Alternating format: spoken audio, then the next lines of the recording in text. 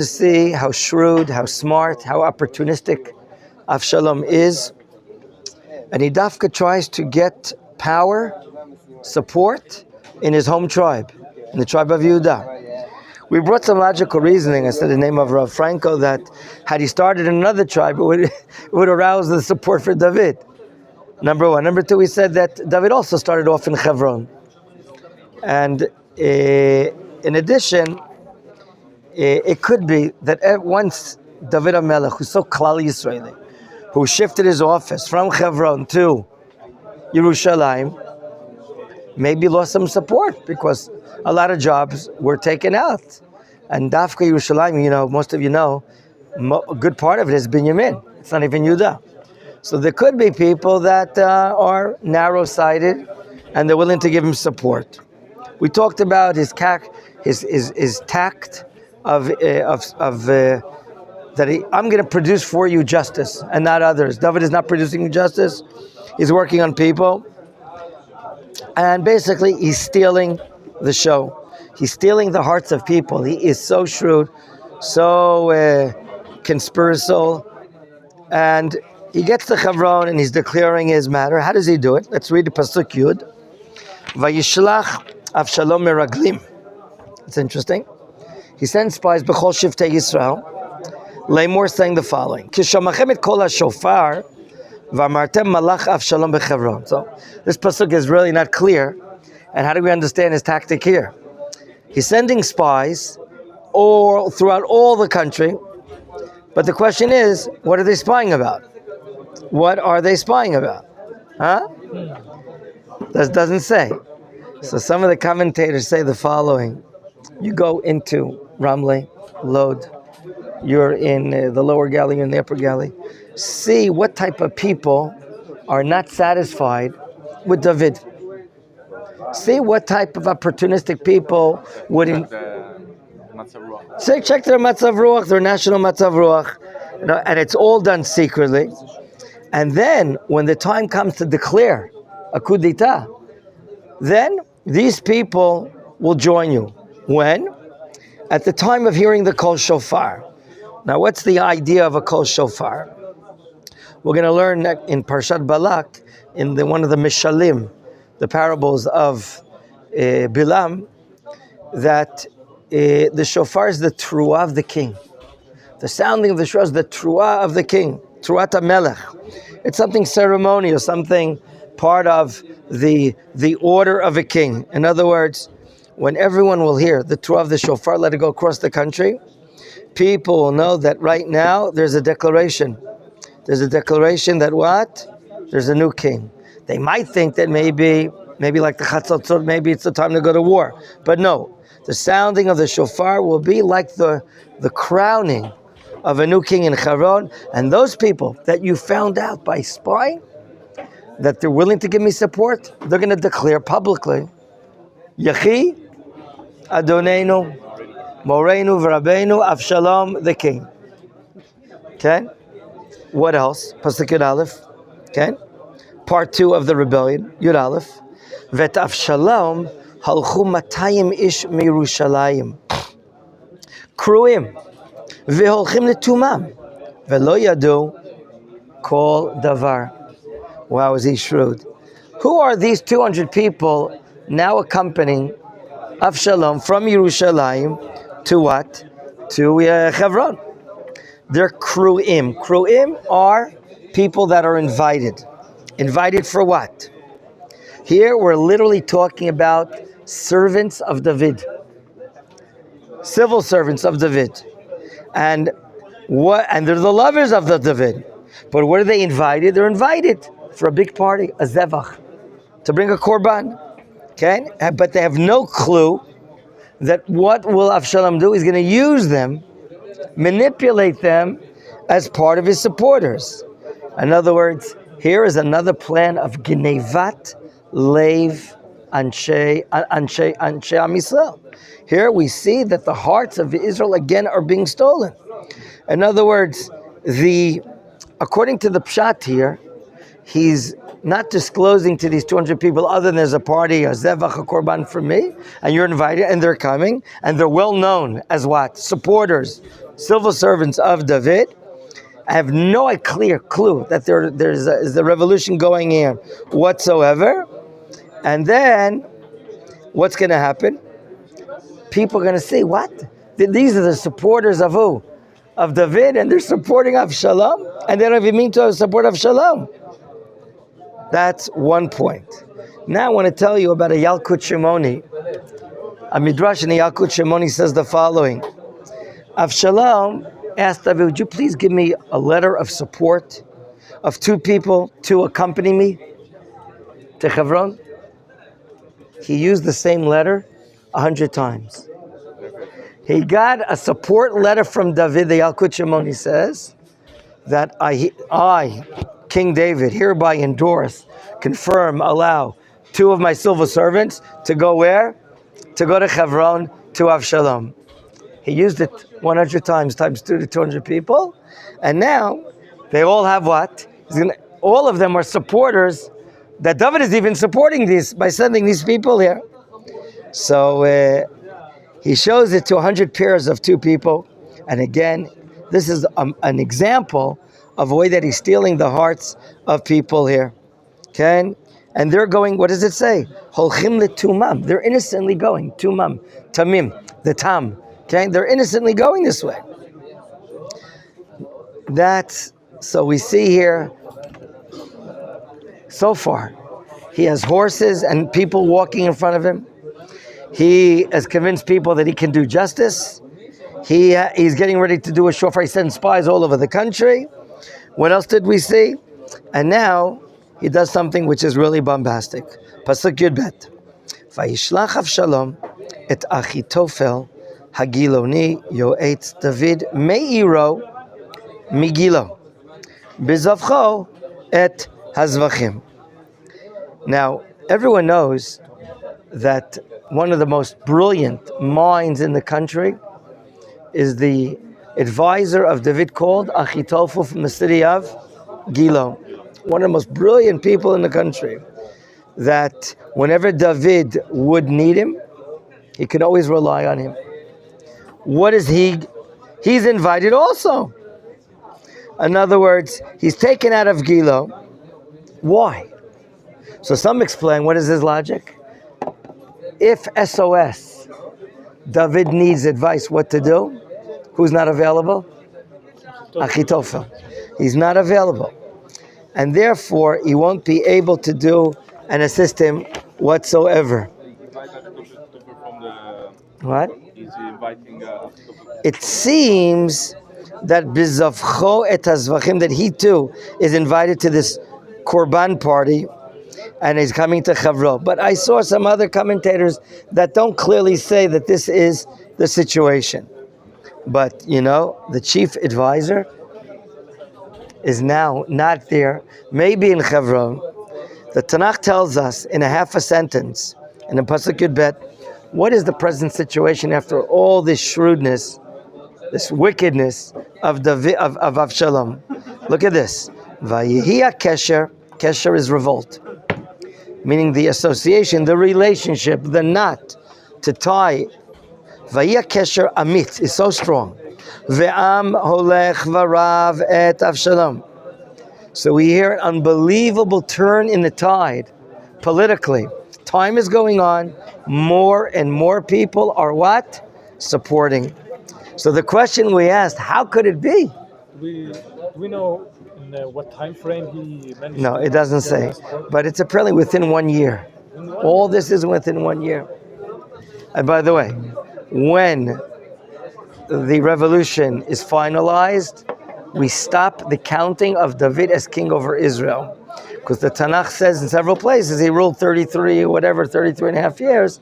It'll stop right now. So the situation is, right now, the fact that Achitofel has joined, if we say that he goes to Hebron, Mr. Avshalom has now won the support of a majority of the nation. Within a year, we could assume. He's so shrewd. He's taking people that are not happy with David. He's stealing the hearts of others as if they're supporting Avshalom. And now, the interesting thing is, David knows nothing about the situation. And it'll be interesting for us to learn, what does David do or react when he sees the situation? Will he fight it? Remember, do you remember how strong and fortified the walls of Yerushalayim were? Is that when David came to fight and release Yerushalayim, the Canaanites, what are they called? The Yevusites, thank you. They could even have blind people and lame people guarding. Remember, we learned the Ivrim and the Pischim. In other words, the fortified walls of Yerushalayim are so strong, you don't even need combat soldiers to protect you in the city. So you might say that, just don't break the glasses. You might say, David will not have a hard time doing what? Thwarting off the revolution. Once Avshalom comes with his forces, it shouldn't be a hard thing for David to stop it. Let's see what happens. Pasuk Gimel, verse 13. Vayavo Magid. There's a Magid. Someone is coming to announce a very important message. And what is the message? Vayavo Magid al David Lemor, Hayalev ish Israel acharei Avshalom. Notice that it's in the singular. Hayalev ish Israel. The heart of the man of Israel means it seems like everyone's unified. That's the announcement behind Avshalom. Amazing. Brilliant, huh? But unfortunately, brilliant for evil. And now we're interested. What does David do? What does he not do? Vayomer David lechol avadav asher ito b'Yerushalayim. He speaks to his closest servants that are there. What do we call this? An emergency cabinet meeting. Okay? An emergency cabinet meeting. And he comes with an idea. Kumu v'nivracha. Ki lo tiyeh lanu pleita mipnei Avshalom. Maharu lalechet. Pen yimahar v'yisiganu. V'yidiach aleinu et hara v'yikayir lefi charev. What term do you see David saying, repeating? How do we have to act now? Notice the term. I see 3 times. Maharu lalechet. Let's get out of here. Do it quickly. Otherwise he might quickly catch up with us. In other words, David here in this cabinet session, he doesn't have Achitofel to ask. He makes a decision. And the decision is what? Let's get out of here.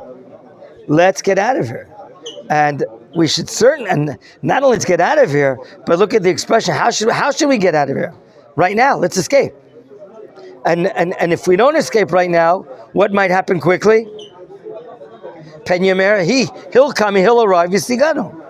Now, didn't we say that if we're inside Yerushalayim, the city is a fortified city, the walls are high. Anyone that's standing on top of the wall certainly has a military advantage. And we're wondering, why in the world doesn't David just stop this revolution? You have an idea? Wants to avoid bloodshed. What's that? Wants to avoid bloodshed. Aleph, he wants peace. He doesn't want bloodshed. What else? What could be another reason?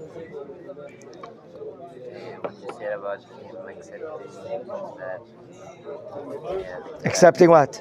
That one of his sons is gonna... Judgment, punishment on his sons. In other words, we see 2 very, very smart reasons here. He doesn't want to have a civil war. God forbid, the worst thing for Jews to fight up against Jews. Number 2, it could very well be that he's seeing what's happening here, and is the hand of God. Maybe it's the hand of God. Maybe I have to, for kapara reasons, I have to go through this affliction, I have to go through these difficulties. I have to see my own son coming in and taking over against me. And therefore, he's making a decision. Now, the decision, notice how his servants, how they address David in Pasuk Tedvav. Do they accept it or not? Pasuk Tedvav, verse 15, Vayomru avdei hamelech el hamelech. Kechol asher yivchar Adonai hamelech hine avadecha. What stands out in this pasuk? Melech. He's the melech. 3 times. Yeah. 3 times we see here that David is related to by his servants as Hamelech. In his eyes, in their eyes, you're still the king. You're calling the shots. Whatever you say, we're going to do. Okay? In the eyes of the servants of David, only he and he only is the king. But it's clear that David is accepting the din here. There's no doubt about it. What he's doing here is a very severe matter. And what I want to say is the following, because right now, what we have here is the following situation that in history of the young kingdom of the Jewish people, we've never seen a political situation like this. And this is showing that with all due respect to Avshalom as the next in line, with all due respect to him that he thinks he should be the next king when his body is great and physical and he's looking good and he's a Nazir, he's a liar.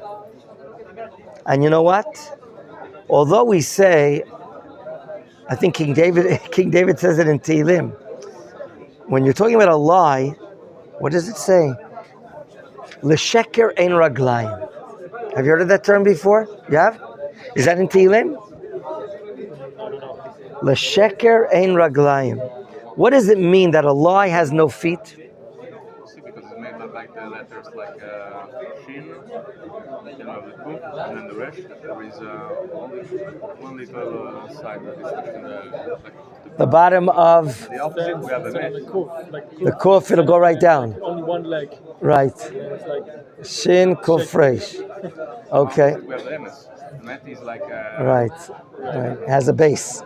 So that's usually what I think the Maharal of Prague explains, and others. Sheker, if there's a lie, it has no feet, it has no basis. Maybe right now people don't know about it, but it's going to be discovered, it's going to be revealed. People are going to realize the terrible situation. So right now, what we have here is a situation that he's about to leave. Let's read it. Pasuk Tet Zayin, Vayitze HaMelech v'chol beito beraglav. His house, his advisors that are still here, they're leaving. Vayazov HaMelech et 10 nashim pilakshim l'shmor abayit. So here it is. In this world of Sheker, he makes a quick decision. He has to leave. We can't be vulnerable to bloodshed. And he leaves. It says beraglav. Now, isn't it true that the king or the advisor, they have an Audi? Which model do they usually travel in? I forgot the Audi. Which one? You know what the Audi is? Yeah, all the ministers of Israel. The A8. Okay, it's a good car, probably. Okay. But what do you notice here? How is the king traveling? And we're asking why. Why by feet is he fleeing? What's the matter? He has a horse stable there, doesn't he? Why not just go into the garage, take out his horse, and let him flee on that? What? They might see him. So they won't see him on a horse? He doesn't want to make like a public story of it. Like people talk about it. expressing galut also in the way of leaving the palace. So two answers we hear, beautiful answers. One, the more he rides and goes out, it's like publicizing this matter of the coup d'etat. A second matter that people, the Mefarshim explain Pshat, that he doesn't have time. He emphasized, gotta hurry, gotta get out of here, we can't stay in here whatsoever. But if you would take your horse, like would be much faster. That's what I thought. So right now, maybe in such a hurry, we gotta get out of it right now. Now, he's in Yerushalayim, and we're gonna learn about his route of going. But here the Tanakh says, who is left over? Nashim Pilakshim. Do you remember what Pilakshim are? Women that are like married to him without a ketubah. Okay? And the question is, why should they not be taken? Aren't they connected to David? They're his wives as well. And maybe David has believed that he's coming back at a certain time. And maybe they can preserve the palace, keep it there. Or you might say that they're less important. And David had no suspicion, God forbid, that Avshalom would do something bad to these women, like sleep with them. And in the Me'am Loes commentary, he explains that didn't David think, do you remember we read in chapter 12, verse 11, the prophecy of Natan? "V'lakachti et nashecha le'einecha v'natati l'recha." I'm going to take your wives in front of your eyes, and I'm going to deliver them to your best of friends. Why didn't David, he had that nevuah, okay? So, Legesh is not bidig isha. So you might make a chiluk, the less important. Yeah. But b'chol ofen, David is very brilliant, very smart. He doesn't consider this. That's what some of the commentators acting. He's acting so hastily here. He leaves them. Pasuk Yud Zayin, verse 17. Vayitzei hamelech v'chol am baraglav. Okay, notice the v'chol am. It means a group of people that are with him. And then it says vayamdu, beit hamerchak. La'amod in the Tanakh means to stop and stand there.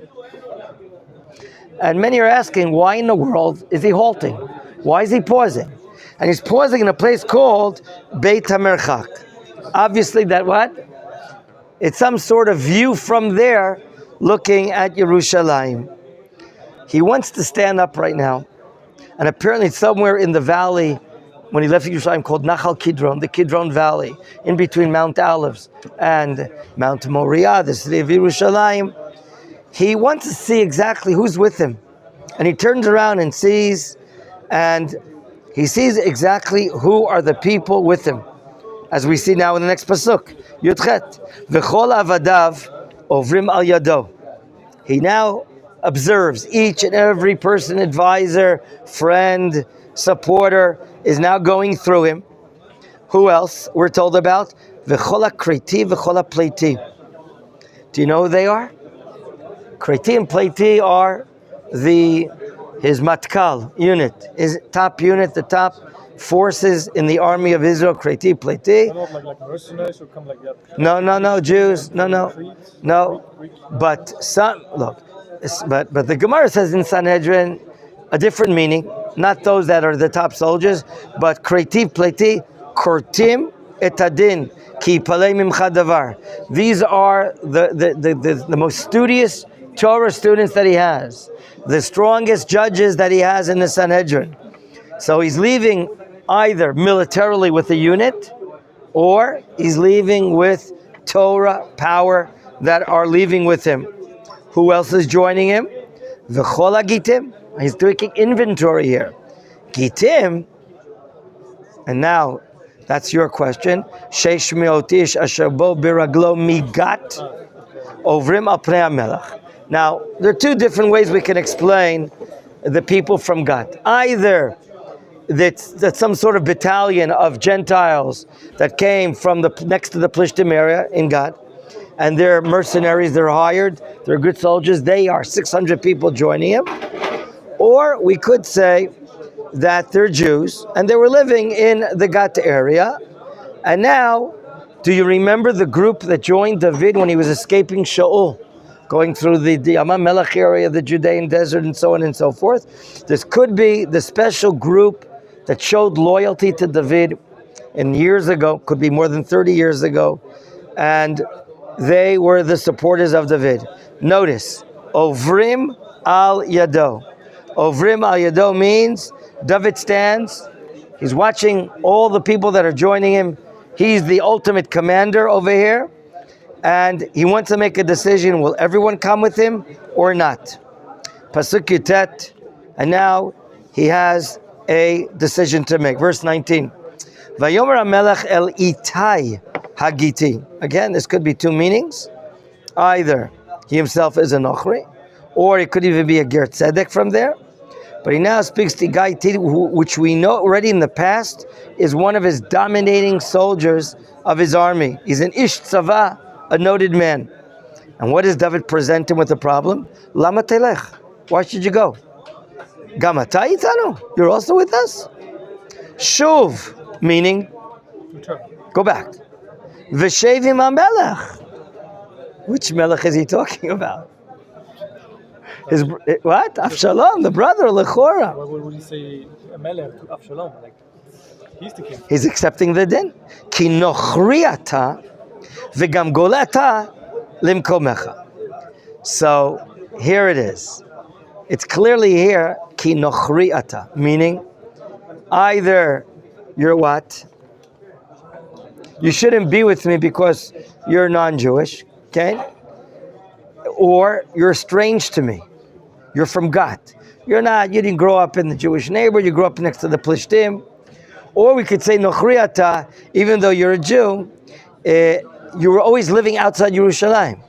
You were always moving from place to place, either dwelling in the land of Gat. So why should you, go back home? In other words, now, would it not be dangerous? The answer is no. Since he's always changing from place to place, and he comes from outside Yerushalayim, there's no need for you to join me. Why? Because Avshalom will not suspect that you're a spy there, and this and that. And therefore, Pasukah verse 20, Tumol boecha, you only joined me not long ago. Vayom ani acha imanu lalechet. Ken? Vani olech al asher ani olech, shuv hashevet achach imach chesed ve'emet. Okay?